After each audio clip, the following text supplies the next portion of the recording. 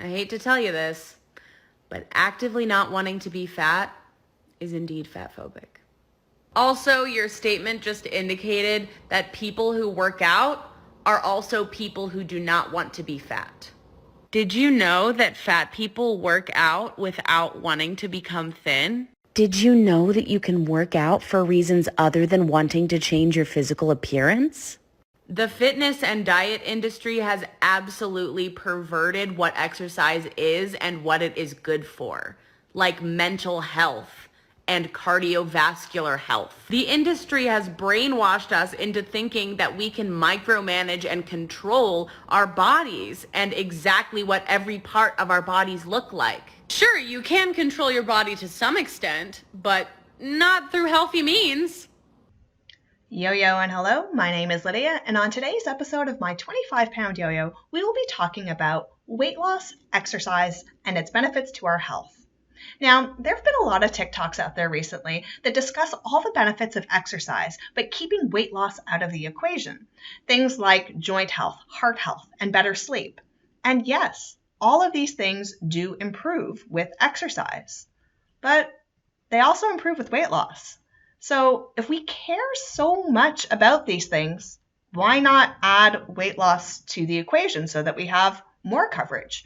This is not an either or situation. You don't need to choose weight loss or exercise. You can do both, and both are beneficial. There's a lot to unpack here. So why don't we watch this next clip, then come back and discuss. Exercise is great for your health. It can improve your sleep, cardiovascular function, and joint health. But you know what is also good for those things? Weight loss. So what's the difference between the two? Exercise can elevate your heart rate, which strengthens your heart health and increases blood flow. Losing weight is also good for your heart health. Excess fat around your heart and arteries can limit blood flow and prevent your heart from performing optimally. So losing weight is good for your heart. Exercise can be good therapy for cancer patients as it can be therapeutic for dealing with its side effects. Weight loss reduces risks associated with some types of cancer, including liver, kidney, and breast. Exercise can get your insides moving better than being sedentary. Increased blood flow promotes healthy digestion. Changing your diet can have a more dramatic improvement on your digestion when you're eating more whole, nutritious foods. This dietary change could also produce weight loss. Moving your joints strengthens them and helps to keep them limber and less prone to injury. Less weight on your joints reduces pressure and pain, which also keeps them healthy. Exercise tires your body in the best way and induces better sleep. Weight loss can also improve quality of sleep, reduce or eliminate sleep apnea, and reduce obesity-related death during sleep by having less weight on your airways. Exercise can give you more energy and cardio ability to have a more fulfilling love life. Weight loss can enable different positions, gratification, and confidence in the bedroom. Exercise is good stress relief. The endorphins released are great for mental health and mood. Weight loss can generate stress, but it can also regulate hormones that relieve mental stress. But what is wrong with your existing mental health that causes you to overeat? Wouldn't that be the bigger mental health issue to tackle here? So if all these non-weight related things that I care about improve with exercise, what's the point? Well, if you care so much about these things, why only try to get some improvement? In a 2021 study of 500,000 people, it was found that although exercise does improve the risk of developing heart disease, it didn't improve nearly as much as obtaining a healthy weight. So yes, exercise. Exercise is good for you. But just because you exercise doesn't mean that you are healthy. It means that you are healthier than you would be if you didn't exercise. But in order to be completely healthy, you need to do all the things. And that includes maintaining a healthy body weight. Let's start with medical conditions. We know that exercise has many benefits to our bodies. Doing exercise can improve our heart health. It can get our blood flowing. It can make us stronger. It's all around good for us. Exercise also has other palliative qualities to it. It can be very therapeutic when combating symptoms associated with other medical conditions. Weight loss also helps medical conditions.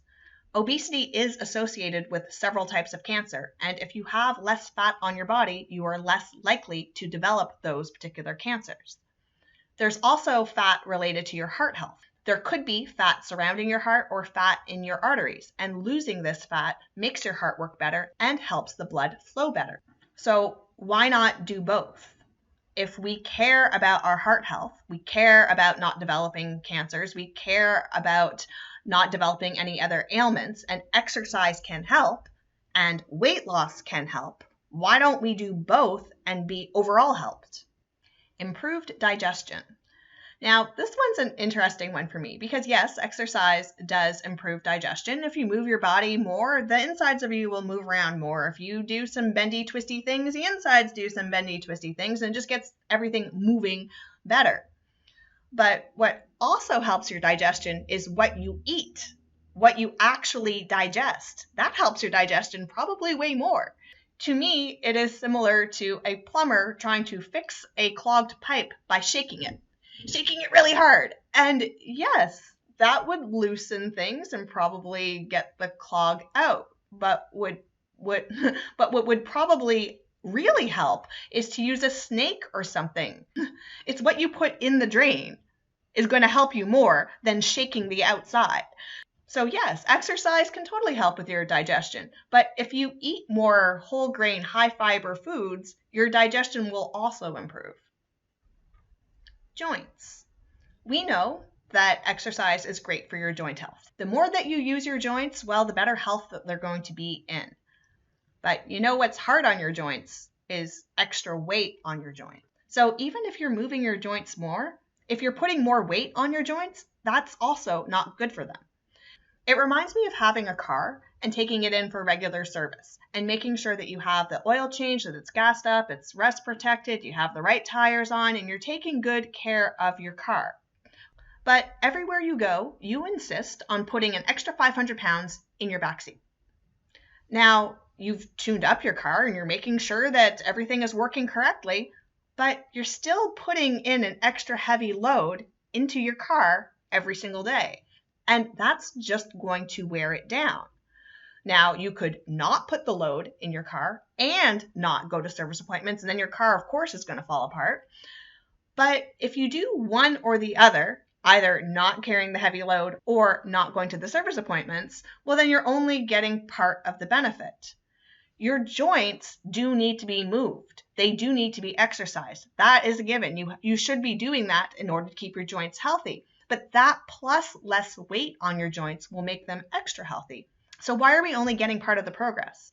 Wouldn't we be better off to get more progress by exercising and losing weight to improve our joint health? Exercise can induce sleep in the best possible way. If you've had a very, very active day, you can fall into the most deep sleep and feel so rested. Exercise is so good for inducing sleep. However, I know that if you're like me, you can't exercise too close to bed because there's probably at least an hour or so where you're a little bit more twitchy, your muscles are going, and you feel extra alert when you really, really need to be sleeping. So I know there's kind of a double-edged sword there. But if you exercise early enough during the day, you can still get a good sleep later on at night. Excess weight can also cause bad sleep. It can be very difficult to get yourself into a comfortable position in order to induce sleep. Also, if you have a lot of extra weight, especially around your face and your neck, your airways could collapse while you're sleeping. So much so that people have died in their sleep because they could not breathe. So yes, exercise is good for your sleep, but weight loss can prevent you from dying in your sleep. Sex life. When we exercise, we have more energy and stamina in general, and that can also translate into the bedroom. So if you are more fit, you might find it more easy to bring a little bit more energy into romantic time. Now, I have never been obese before, but I have been overweight, and I've also been pregnant. And I know that at 9 months pregnant, sex was not exactly the easiest thing. So I can only imagine what it must be like for someone who is morbidly obese. Your positions are limited, gratification is limited, I know a whole bunch of other things are limited. So by losing a little weight, you could end up opening a whole new world of sexual experiences. Mental health. Now, this is the one that I want to talk about the most. Now, we know exercise releases endorphins, and they make you feel so good. I mean, they can be better than any drug. I know that after a good run, I feel high, I feel light, I feel like I can conquer the world. It's a great feeling. Exercise is also really great for relieving stress. Exercise is also really great for thinking. I know I do my best thinking when I'm out for a walk. Weight loss and mental health don't exactly have a good relationship, because a lot of people associate weight loss with mental stress. I get it. The scale can be a place of anxiety. Counting your calories can become obsessive. Weighing your food can become obsessive. Always planning what you're going to eat the next meal. It can be awful. I get it. I know being on a diet sucks, and measuring everything, and you feel like you're completely damaging your mental health, and you're like, I'm going crazy doing this. I don't want to do it anymore. And I get it. It sucks. But what I want to question, which we don't question enough, is what is the mental health like for the overeater now? Because we're assuming that the mental health is great, and then we do a diet and everything goes crazy. But is that true? Because if there is a food addiction going on, there is no way that this is all calm. There's no way that this is all calm until we diet. Now, I'm going to relate this to my own issue, which was attention-seeking behavior. But this can apply to any sort of addiction. If it's food, sugar, sex, gambling, alcohol, drugs, anything. When I was in that pattern of attention-seeking behavior, I didn't want to stop. I just wanted other people to get off my back and let me continue doing it. So I was trying to game the system and to figure out, how can I still do what I want to do and keep the rest of y'all happy? So I went to therapy. I went to therapy many times. And every time I went, I was trying to game the system. I was trying to figure out, well, what can I do that shows that I'm kind of doing the things, but I can still do the thing I want to do? And let me tell you, it wasn't productive. It wasn't productive at all. I wasted years and years and years of my life going to therapy to try to figure out what's the bare minimum that I can do to get a little bit of improvement, but still keep the sacred thing that I don't want to give up. And it wasn't until this last go around with therapy that I actually said, I want to change. I really want to change, that things changed. I had to let go and heal a lot of inner wounds. I needed to not want to seek attention. See, that's the big difference here when we're fixing mental health. I don't think that an overeater needs to be put on a diet and say, no, don't eat. That's not going to work. What's going to work is fix the mental health problem behind it. Why do you want to overeat? Let's fix that. Because once we fix that, the rest will be a lot easier to fix. I'm not saying it's going to be easy. I'm not going to say there's going to be no effort. But when you fix the mental health that's driving the problem, that's where we get results. I had to stop wanting to seek attention. That's why me not seeking attention now is not a problem for me, and I don't fear going back because I no longer want to do it. When people go to lose weight and they don't really want to change their life, of course they're going to gain it back. The people that truly want to stop overeating and find out why they overeat in the first place are the ones that are going to be able to lose the weight and keep it off. But so many of us are afraid to try. I know, it's scary. It's very scary. I clung to my maladaptive behavior, clung to it, did not want to let it go. I tried to do as many other things as possible, except this. Don't make me give this up. but it wasn't doing me any good. If you can solve the reason why you're overeating, you won't have the same mental stresses that you're currently having. You can blame it on diets if you want to, but you know that deep down there is another reason. Now, there have been many studies, and I've seen some that say exercise is more important, and I've seen others that say weight loss is more important. I've seen graphs where they show, look, these heart conditions only improve with weight loss, and I've seen other charts that say, hey, longevity is only improved with exercise. So I will say that exercise and weight loss both contribute to overall health. But I don't understand, why is it that we need to choose?